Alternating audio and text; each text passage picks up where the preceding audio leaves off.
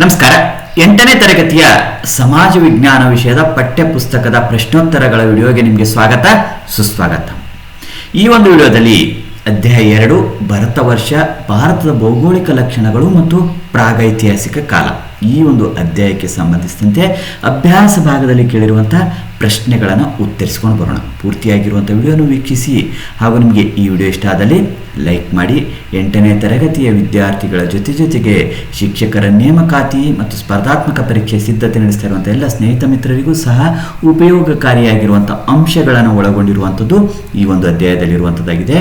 ಬನ್ನಿ ಈ ಒಂದು ಅಧ್ಯಾಯಕ್ಕೆ ಸಂಬಂಧಿಸಿದಂತೆ ನೋಡ್ಕೊಂಡು ಬರೋಣ. ಅಧ್ಯಾಯ 2 ಭರತ ವರ್ಷ, ಭಾರತ ಭೌಗೋಳಿಕ ಲಕ್ಷಣಗಳು ಮತ್ತು ಪ್ರಾಗೈತಿಹಾಸಿಕ ಕಾಲ ಅಧ್ಯಾಯವಾಗಿರುವಂಥದ್ದಾಗಿದೆ. ಇಲ್ಲಿ ಮೊದಲ ವಿಭಾಗದಲ್ಲಿ ಕೆಳಕಂಡ ವಾಕ್ಯಗಳನ್ನು ಸೂಕ್ತ ಪದಗಳಿಂದ ಪೂರ್ಣಗೊಳಿಸಿ ಅಥವಾ ಬಿಟ್ಟ ಸ್ಥಳಗಳನ್ನು ತುಂಬುವುದಕ್ಕೆ ಕೇಳಿರುವಂಥದ್ದಾಗಿದೆ.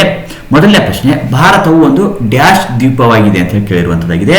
ಭಾರತವು ಒಂದು ಪರ್ಯಾಯ ದ್ವೀಪವಾಗಿರುವಂಥದ್ದಾಗಿದೆ.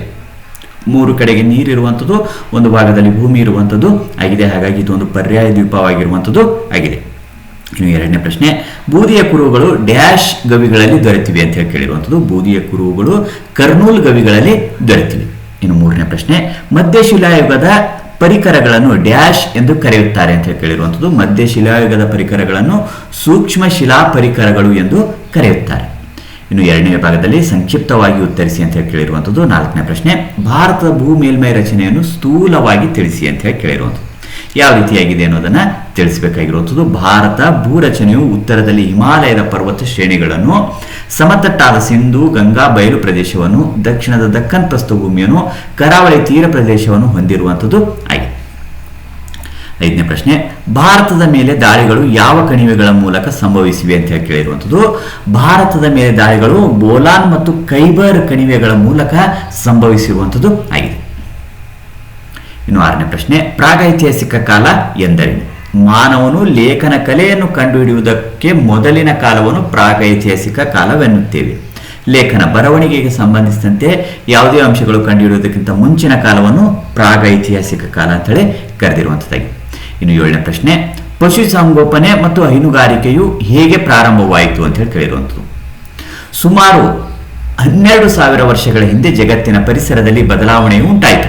ಇದು ಹುಲ್ಲುಗಾವಲಿನ ಬೆಳವಣಿಗೆಗೆ ಕಾರಣವಾಯಿತು. ಪ್ರಾಣಿ ಪಕ್ಷಿಗಳ ಸಂತತಿಯು ಹೆಚ್ಚಾಗತೊಡಗಿದವು. ಜಿಂಕೆ, ಕಡವೆ, ಮೇಕೆ, ಕುರಿ ಹಾಗೂ ಇನ್ನಿತರ ಪ್ರಾಣಿಗಳು ಹೆಚ್ಚಾದವು. ಮಾನವನು ಈಗ ಅವುಗಳ ಸ್ವಭಾವ, ಆಹಾರ ರೀತಿ ಹಾಗೂ ಸಂತತಿಯ ವೃದ್ಧಿಯ ಬಗ್ಗೆ ತಿಳಿದುಕೊಂಡನು. ಕ್ರಮೇಣವಾಗಿ ಈ ಕೆಲ ಪ್ರಾಣಿಗಳನ್ನು ಹಿಡಿದು ತಂದು ಪೋಷಿಸತೊಡಗಿದನು. ಹೀಗೆ ಪಶುಸಂಗೋಪನೆ ಮತ್ತು ಹೈನುಗಾರಿಕೆಯು ಪ್ರಾರಂಭವಾಯಿತು. ಇನ್ನು 8ನೇ ಪ್ರಶ್ನೆ, ಪ್ರಾಗೈತಿಹಾಸಿಕ ಕಾಲಘಟ್ಟವನ್ನು ವಿದ್ವಾಂಸರು ವಿವಿಧ ಹೆಸರುಗಳಿಂದ ಕರೆದಿದ್ದಾರೆ. ಅವು ಯಾವುವು? ಯಾವ ಒಂದು ಹೆಸರಿನಿಂದ ಕರೆದಿರುವಂಥದ್ದು ಅಂತ ಹೇಳಿದಾಗ ಹಳೆ ಶಿಲಾಯುಗ, ಮಧ್ಯಶಿಲಾಯುಗ, ನವಶಿಲಾಯುಗ ಅಂತೇಳಿ ವಿವಿಧ ವಿದ್ವಾಂಸರು ಹೆಸರುಗಳಿಂದ ಕರೆದಿರುವಂಥದ್ದು ಆಯಿತು. ಈ ರೀತಿಯಾಗಿ ಈ ಒಂದು ಅಧ್ಯಾಯಕ್ಕೆ ಸಂಬಂಧಿಸಿದಂತೆ ಅಭ್ಯಾಸದಲ್ಲಿ ಕೇಳಿರುವಂಥ ಪ್ರಶ್ನೆಗಳನ್ನು ಉತ್ತರಿಸಿಕೊಂಡು ಬಂದಿರುವಂಥದ್ದಾಗಿದೆ. ಈ ವಿಡಿಯೋ ನಿಮಗೆ ಇಷ್ಟ ಆದಲ್ಲಿ ಲೈಕ್ ಮಾಡಿ. ಇತರ ಒಂದು ಅಧ್ಯಾಯಗಳಿಗೆ ಸಂಬಂಧಿಸಿರುವಂಥ ವಿಡಿಯೋಗಳು ವೀಕ್ಷಿಸುವುದಕ್ಕಾಗಿ ಡಿಸ್ಕ್ರಿಪ್ಷನ್ ಬಾಕ್ಸ್ನಲ್ಲಿ ಲಿಂಕ್ ಇರ್ತದೆ, ಕ್ಲಿಕ್ ಮಾಡಿ ವೀಕ್ಷಣೆ ಮಾಡಿ ಪರೀಕ್ಷೆಗಾಗಿ ಸಿದ್ಧತೆ ಮಾಡಿಕೊಳ್ಳಿ. ಮತ್ತೆ ಭೇಟಿಯಾಗೋಣ. ಧನ್ಯವಾದಗಳು.